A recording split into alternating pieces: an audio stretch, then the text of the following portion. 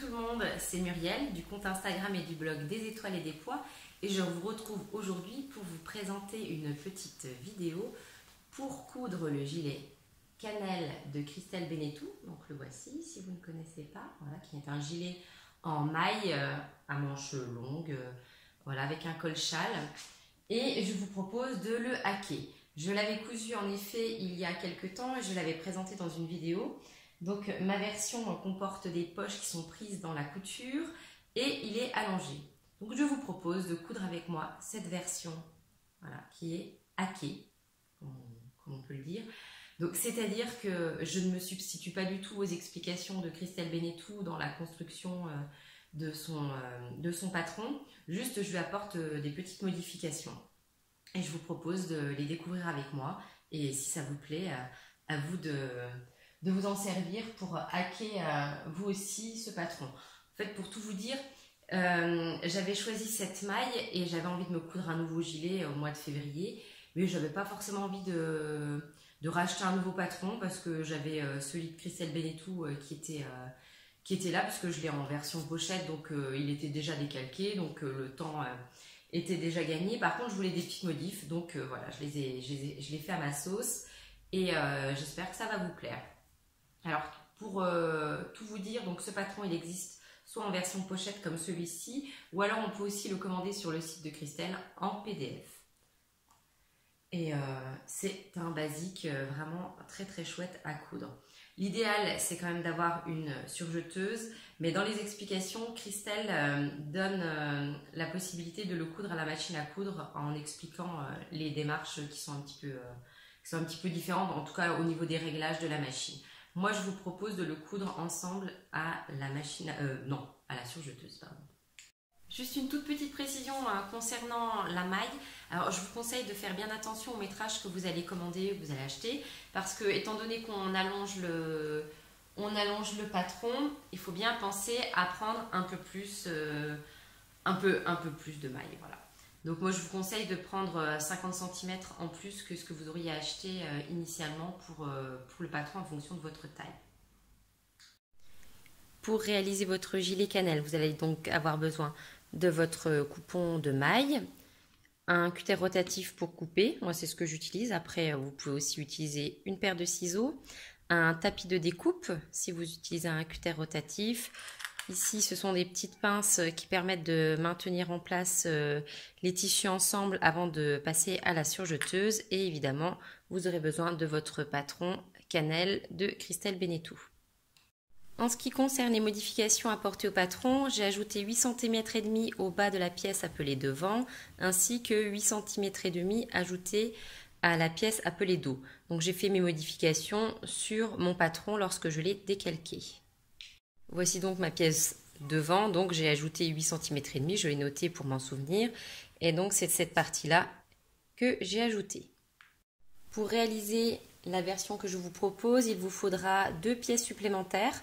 Donc je vous propose ici un gabarit que vous allez reproduire vous également sur une feuille de papier, le gabarit de la poche. Donc moi mes poches font 23 cm de hauteur pour 17 cm de largeur. Les marges de couture sont comprises. Cette pièce est à couper 2 fois. Ensuite, comme je vais insérer les poches dans la couture, je vais modifier le bas du gilet en ajoutant une bande.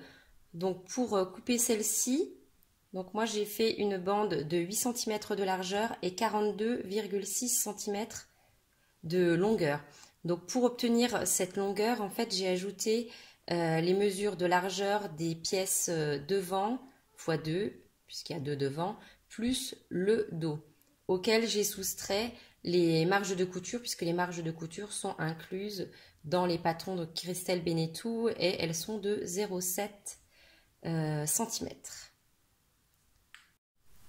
J'ai maintenant découpé les poches à l'aide de mon gabarit et de mon cutter rotatif, et je vais réaliser dans un premier temps les ourlets. Donc je vais mettre ma poche sur l'envers et faire un revers de 2 cm et demi. Moi j'aime bien 2 cm et demi.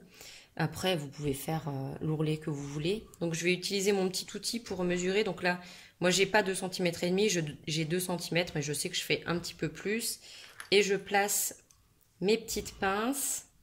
Voilà, hop, de cette manière. Donc ici, je vérifie.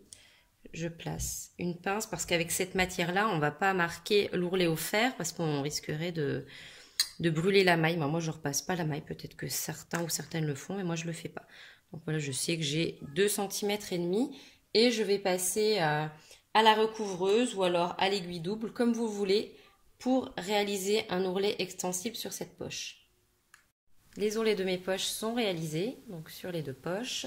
Je vais donc venir les placer sur les pièces appelées devant. J'ai donc mon demi-devant gauche. Voilà, je le place l'endroit au-dessus. Voilà, j'allonge ma pièce et je vais venir vous montrer comment je place la poche. Parce que voilà, c'est là qu'il y a une petite différence parce que pour le montage après, des épaules, des manches, etc. Vous suivrez le montage de Christelle, mais moi j'ajoute donc ces petites poches qui vont être prises dans la couture. Donc voilà, donc je place bien ma petite poche sur la partie basse donc de mon demi-devant. Voilà, donc ici c'est la partie sur le côté, la partie du milieu, pardon, sur laquelle il y aura la bande d'encolure qui va venir se placer par la suite. Et donc là, c'est la seule couture qu'on va réaliser avec notre poche. Donc voilà, on fait un petit repli de 2 cm. Là, je mesure pas, mais vous pourrez mesurer tranquillement. Et on va venir placer là pour le coup des épingles parce que les petites pinces, je vais pas pouvoir les mettre de ce côté. Par contre, je vais mettre des petites pinces pour bien maintenir en place. Donc en bas, voilà, je place des petites pinces en bas tout au long et sur la partie qui donnera vers le milieu du gilet. Un petit peu de bruit. Voilà les petites pinces. J'en mets partout. Parmi les pièces à modifier, il y a également le col qui est allongé, donc la bande d'encolure. Donc moi je lui ai ajouté également 8 cm et demi. Donc elle est à couper en 2 normalement, en double dans le tissu, mais là avec les 8 cm et demi de plus, ça ne passe plus dans une laisse, donc on va devoir couper 2 pièces qu'on assemblera par leur milieu tout à l'heure. Je vais donc placer des petites épingles pour maintenir en place donc la poche et son rentrée. Voilà, du côté du rentrée. Hop. J'en mets quelques-unes. Et je vais donc venir ici donc faire une piqûre soit à la machine à coudre avec une aiguille double ou alors un point élastique comme vous le voulez, comme vous le souhaitez, ou à la recouvreuse. Je vous montre ce que ça donne. J'ai donc maintenant fixé mes poches donc sur les 2 demi devant, donc à l'aide d'une piqûre, voilà, sur l'extérieur de la poche. Donc là pour le moment là c'est juste maintenu et je vais assembler les épaules, les manches comme préconise dans le patron et je vous retrouve après. J'ai donc maintenant assemblé donc les épaules, les manches, les côtés. Voilà. Et c'est maintenant qu'intervient la bande supplémentaire que je vous ai proposé de couper, donc qui pour moi fait 42,6 cm sur 8, donc qui était à couper bien au pli du tissu. Donc en fait, on la coupe en double. Voilà. Donc cette bande, la voici. Donc c'est la bande qui va me servir d'ourlet pour le bas de mon gilet. Donc je vais la plier en 2, envers contre envers, et je vais la placer au bas du gilet. Donc là où j'avais laissé mes poches en attente. Donc voilà, je vais venir l'épingler avec mes pinces. Donc si on n'est pas trop sûr de soi, ici on peut faire une petite piqûre de soutien pour maintenir la poche en place. Ça dépend si on se trouve à l'aise ou pas. Personnellement, moi je le fais pas, je le prends directement en sandwich. Donc je vais épingler tout du long et puis après je ferai une piqûre ici. Et donc j'aurai encore toute cette partie à terminer par la suite. J'ai donc maintenant mes 2 pièces du col que je vais venir assembler. Donc ici en leur milieu. Pour avoir ma grande bande d'encolure que je vais assembler ensuite.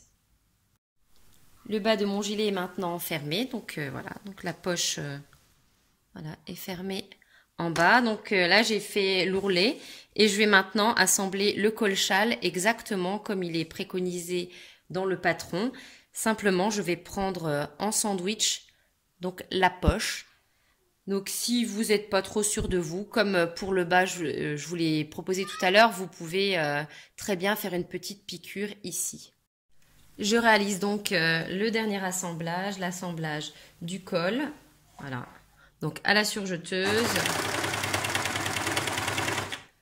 Donc comme moi j'utilise des pinces, au fur et à mesure j'enlève mes pinces, voilà, comme ceci. Et donc j'avance au fur et à mesure. Là je suis en train de prendre en sandwich la poche. Donc là je peux vous montrer que ça y est, la poche est déjà complètement attachée. Et j'ai réalisé l'ensemble de cette réalisation grâce à la surjeteuse que Singer me prête. Donc je suis très contente. Donc voilà, j'avais dit que je vous ferais une petite vidéo retour, un de ces 4. Donc j'espère avoir le temps de le faire bientôt. En tout cas, je la trouve très agréable à utiliser, robuste. Et voilà, elle fait tout ce qu'on peut demander à une surjeteuse en assemblant correctement les pièces en maille. Mon gilet est donc terminé, essayé, validé. Alors j'espère que cette petite vidéo vous aura plu, que voilà, que vous aurez envie vous aussi de mettre des poches à votre gilet, de le rallonger ou de le hacker, de faire d'autres choses avec ce patron si vous l'avez déjà en stock ou alors avec un autre patron. Donc là, pour vous montrer les poches, il faudrait que je me saute. Donc je ne suis pas un kangourou, je ne vais pas assez haut pour vous montrer ça, donc je vais sortir. Et je vous souhaite plein de belles choses, plein de moments créatifs et je vous embrasse et je vous dis à bientôt. Et voici donc mon gilet porté, il est bien long comme je le voulais, il est parfait pour être assorti avec ma robe givre de Direndo. Donc un beau gilet cannelle dans une maille de chez Fairy Factory. Donc merci Christelle et merci Aurélie. Donc j'ai réalisé ce tuto en partenariat avec donc Christelle Benetou et Aurélie de la mercerie Fairy Factory qui m'a fourni donc cette superbe maille jaune. Et je peux vous dire qu'elle est de super qualité puisque je l'ai déjà cousue en grise et je le porte régulièrement ce gilet gris et elle reste vraiment super agréable à porter, elle ne bouloche pas après de nombreux lavages.